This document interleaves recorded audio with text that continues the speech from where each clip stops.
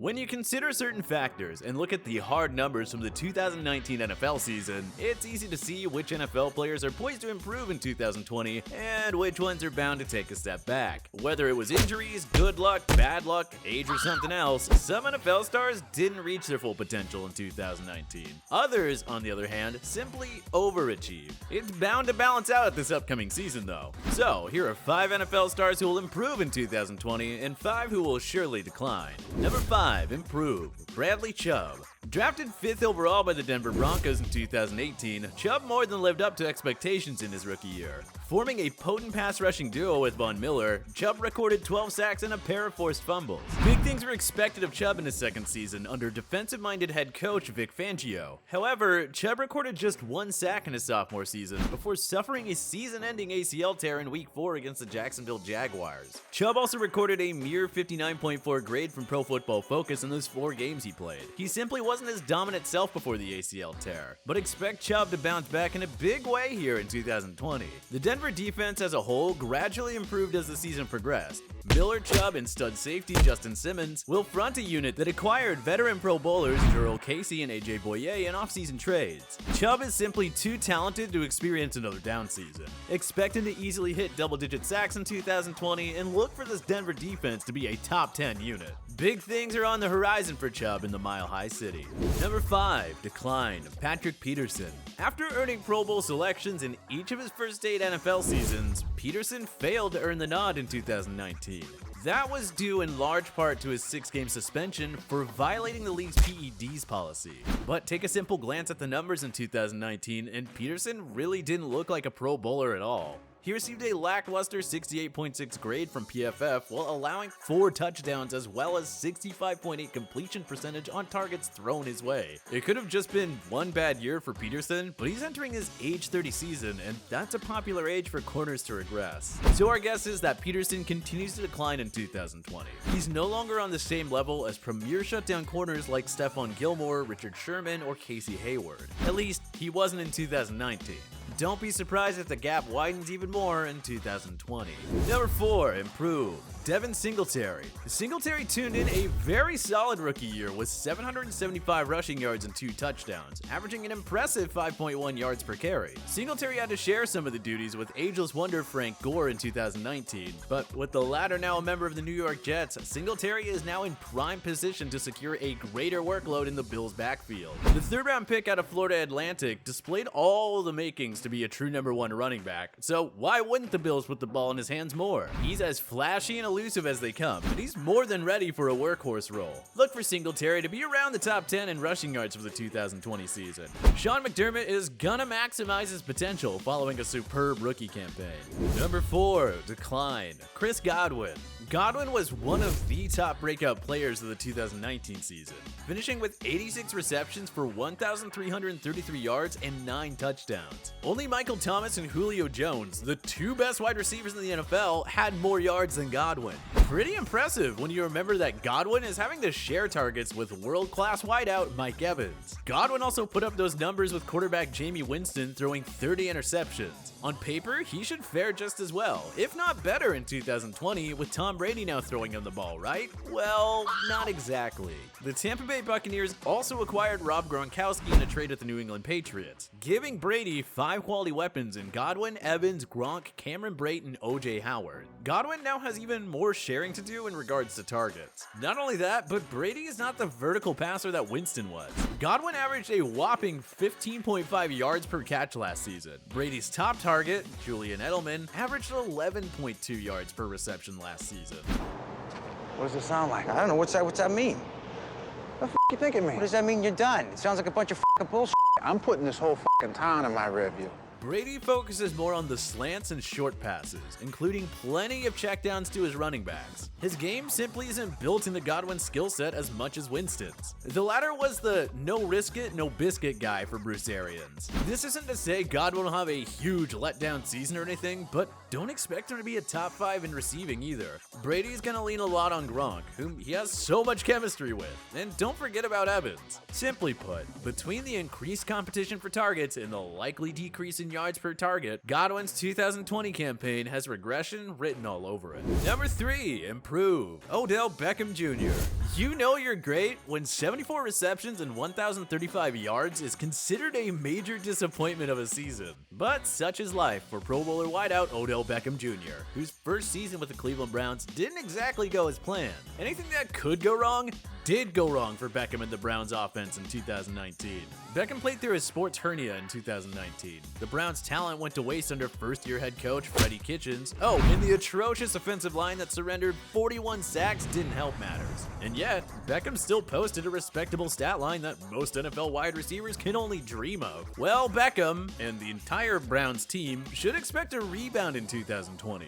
New head coach Kevin Stefanski is far more qualified than Kitchens. That guy did magic with Kirk Cousins, Dalvin Cook, Adam Thielen, and Stephon Diggs in Minnesota. Imagine what he can do with Mayfield, Beckham, Jarvis Landry, Nick Chubb, and Austin Hooper, among others. The offensive line should be much better following the additions of Jack Conklin and Jedrick Wills Jr. And of course, Beckham will be healthier for 2020. Add it all up, and everything is in place for Beckham to regain his elite Pro Bowl form. Don't be surprised if he's near the top of the leaderboard in every major receiving category. If healthy, he'll easily top his 2019 totals. Number 3, decline. Leonard Fournette. In what many believed was a make-or-break year for Fournette, he turned in his best season yet. A career-high 1,152 rushing yards and 3 scores to go along with an impressive 76 receptions for 522 yards. But Fournette has been marred by injuries through his football career, dating all the way back to his college days at LSU. An ankle injury hampered him in his 2017 rookie year, and his 2018 campaign was derailed by a nagging hamstring injury.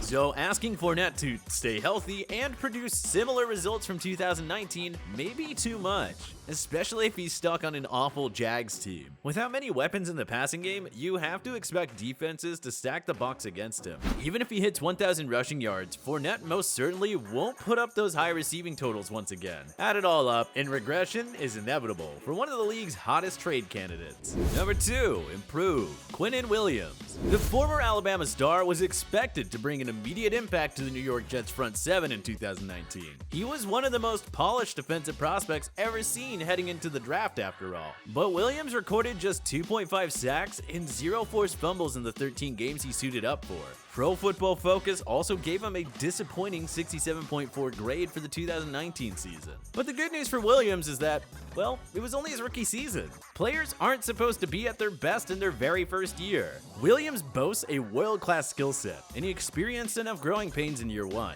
With Leonard Williams gone, Quinnen Williams can expect more responsibility under defensive coordinator Greg Williams. Wow, that's a lot of Williams. Once again, expectations are reasonably low for the Jets heading into 2020, so folks are bound to overlook Quinnen. But don't make that mistake. He's gonna live up to the sky-high expectations and emerge as a force on their front 7. Number 2, decline. Julian Edelman. Edelman has been the top wide receiver on the Patriots since the 2013 season. He recorded a career-best 1,117 yards in 2019 while hitting that 100 catch mark for only the second time in his career. While most receivers experience declines in their early to mid-30s, Edelman had his best season yet at the age of 33. Pretty impressive, but the prime years stop here. Losing Tom Brady is going to predictably hurt Edelman's production big time. I know way too many people here right now that I didn't know last year. Who the f*** y'all? I swear. Even if Cam Newton or Jarrett Stidham perform admirably, it's hard to envision them developing the same connection that Edelman had with Brady. And Edelman is entering his age 34 season. He's also endured rib and knee injuries in 2019, and those will take a toll on him eventually. Considering his age, injury woes, and no more Brady, it's safe to say that Edelman will experience a noticeable decline in 2020. Another 100 catch, 1,000 yard season seems like a pipe dream at this point. Number 1, improve. Kyler Murray. The 2019 Offensive Rookie of the Year performed nicely with a 64.4 completion percentage for 3,722 yards and 20 touchdowns against 12 interceptions. Murray also recorded 544 rushing yards and 4 rushing touchdowns. Naturally, most expect improvement from Murray and Cliff Kingsbury as they gain more NFL experience. But in case you missed it, the Arizona Cardinals traded for superstar wideout DeAndre Hopkins in an off-season shocker of a move. courtesy of the Houston Texans. If Murray can put up good numbers as a rookie with just Larry Fitzgerald, Christian Kirk, and Kenyon Drake, imagine how much more he'll do with an added year of experience and one of the game's best wideouts in Hopkins. Everything is in place for the 2019 first overall pick to enjoy a monster year. His Cardinals will be in playoff contention, and Murray will be considered a dark horse for the MVP. He's going to take his game to a whole new level in 2020. Enjoy it, Arizona. Number 1. Decline. Ryan Tannehill. Tannehill was one of the greatest feel-good stories in recent memory last season. Dumped to the Tennessee Titans by the Miami Dolphins in a seemingly meaningless offseason move, Tannehill replaced a struggling Marcus Mariota in Week 6 against the Denver Broncos. And the rest, as they say, is history. Tannehill won 7 of 10 starts with the Titans, completing a whopping 70.3% of his passes for 22 touchdowns and only 6 interceptions. He finished the season with a remarkable 117.5 quarterback rating, easily the best of his career. Tannehill's magical season didn't end there. He helped Tennessee end the Tom Brady dynasty in New England in the wild card round. A week later, they upset MVP Lamar Jackson and the top-seeded Baltimore Ravens in the divisional round. The Cinderella run finally ended in the AFC Championship, though, with a loss to the Kansas City Chiefs. Tannehill and the Titans agreed on a 4-year, $118 million extension in the offseason. Now, we're not here to say that Tannehill will be a major bust or anything, but you can't expect similar production in 2020. A completion percentage of anything close to 70 won't happen. His career QB rating is 89.8, so no, you won't come close to a 117.5 rating again either. The Titans will still be competitive, and they should be in the playoff hunt, but Tannehill cannot and will not perform like an MVP caliber quarterback once again in 2020. Consider last season an anomaly. But hey, which players do you think will improve or decline in 2020? Join us in that comment section below. If you like this video and learned a thing or two, clicking the like button helps out a ton, and hey, we appreciate it. If this is your first time coming around to TPS though, subscribing is a great idea because we put out videos like this every single day. But as always, thank you for watching, and we'll see you guys next time.